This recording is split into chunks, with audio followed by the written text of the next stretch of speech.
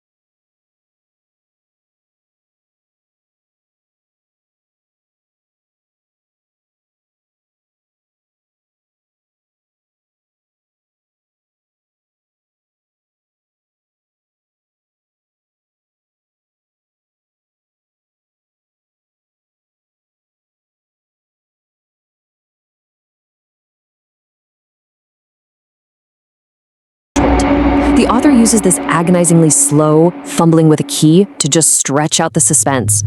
Our protagonist, Shorthouse, is fumbling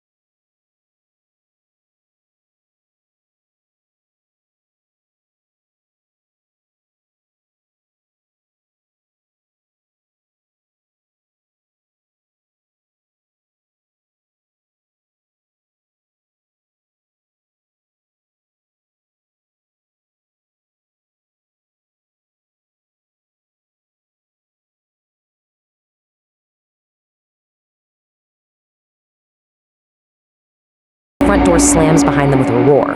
Almost instantly, at minute 2, a phantom cough sounds right beside them. 5 minutes in, a cat-like shadow scurries away into the darkness. And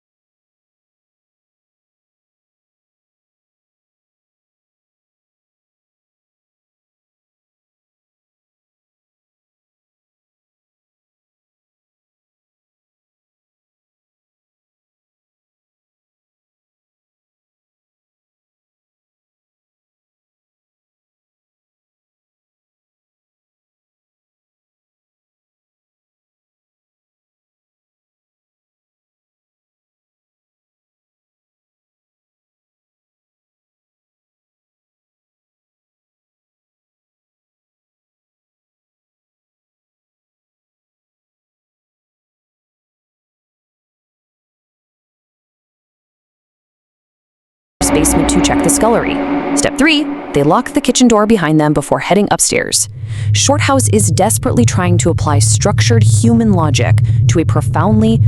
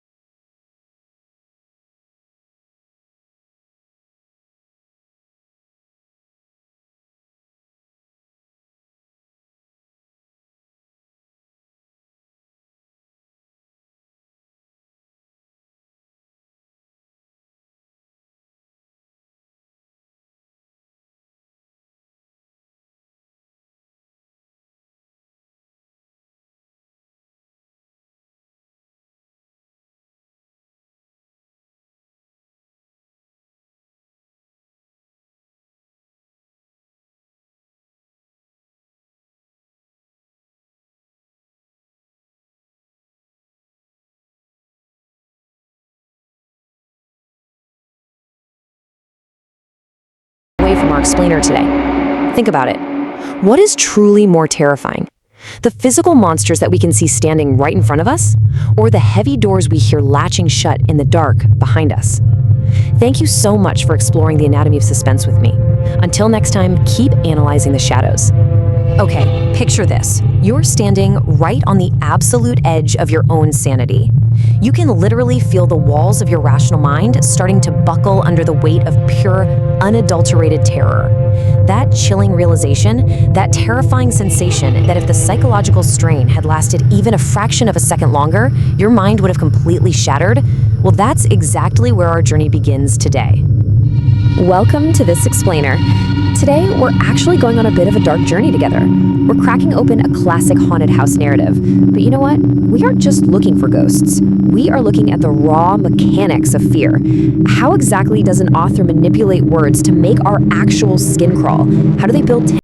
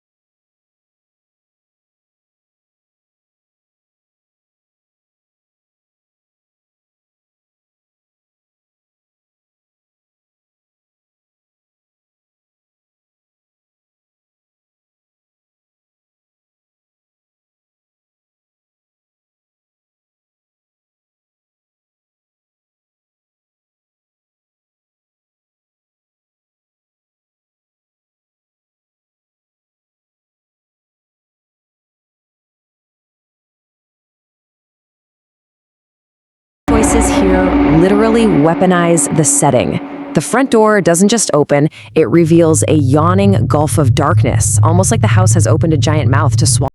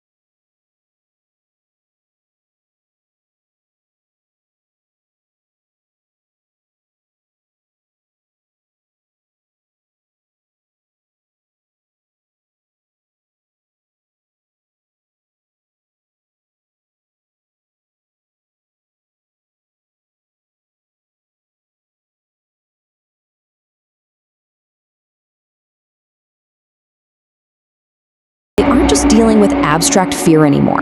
They're dealing with genuine physical revulsion. Black beetles are scurrying over the stone floor, an unseen animal, maybe the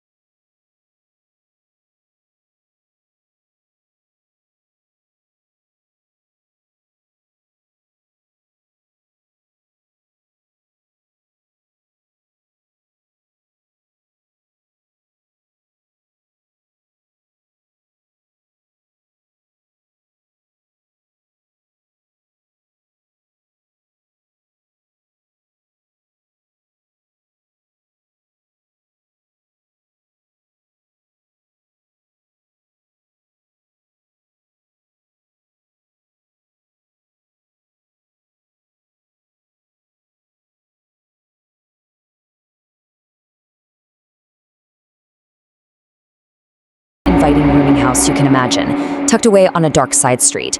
He rents the space from this intensely creepy, dusty-looking landlady with these faded green eyes. She casually drops the detail that he'll be up there all alone on the top floor, except for one, quote, old gent at the very end of the hall who has been there for 5 years. I don't know about you, but that doesn't sound cozy to me at all. It sounds completely cursed. Voices in the dark. Okay, so this brings us to the middle of Jim's second week. He comes home from his exhausting reported gig at like 2 a.m. and the house is pitch black. The hall lamp has completely burned out. He's getting ready for bed in this heavy, suffocating silence when he suddenly stops. He hears something moving in the dark. You guys, imagine how terrifying this is. He hears this heavy tread coming right up the stairs. Tramp, tramp, tramp. It stops dead immediately outside his own door. And then, a loud sudden knock. Jim just completely panics and turns out his light, plunging his room into pure, utter darkness. But then he hears this super creepy German dialogue coming straight through the thin partition of the supposedly empty room next door. A voice says, "Is that you, Father? Come in." The knock wasn't on his door at all. It was right next door. It's like the ultimate spooky eavesdropping session. Jim is listening to these two phantom men, Otto and his father, violently screaming at each other in German about money, ruin, and total disgrace. It gets incredibly intense. We're talking chairs being knocked around and these horrible oaths being shouted in the pitch black. The serpentine shadow. Suddenly, all that intense screaming drops into absolute dead silence. And honestly, reading this, that sudden quiet is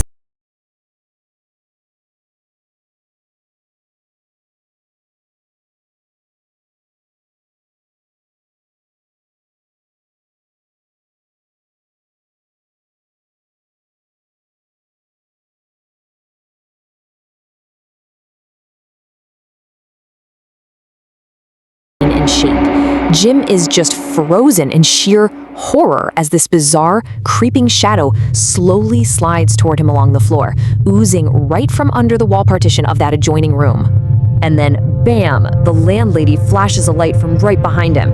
It's a total jump scare. The sudden light reveals Jim just standing there frozen in his striped pajamas. And the room next door, where all that violent screaming just happened, is appallingly empty. It's completely carpetless and totally devoid of any furniture whatsoever. No way, right? The creepy landlady then completely deadpans to Jim that the previous tenant died in bed in that exact spot.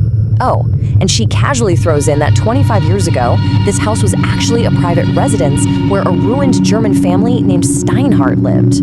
Talk about clinging onto some seriously dark, negative energy. House number 13. But guess what? Jim's weird psychic footprint definitely doesn't stop there. He tracks strange paranormal happenings like a magnet. So let's step right into his next beautifully terrifying adventure in a totally different location. He and his companion Aunt Julia find themselves walking into a silent, abandoned square, arriving at a house with the delightfully unlucky number 13. Because of course it's number 13, right? Just picture this description from the real manuscript. A broad, uncarpeted staircase sweeping before them, totally draped in shadows, except for this one single spot where misty, ghostly moonlight filters onto the bare boards. It's described as almost painting faces onto the surrounding gloom. It is just so incredibly spooky and atmospheric. Surviving the shadows.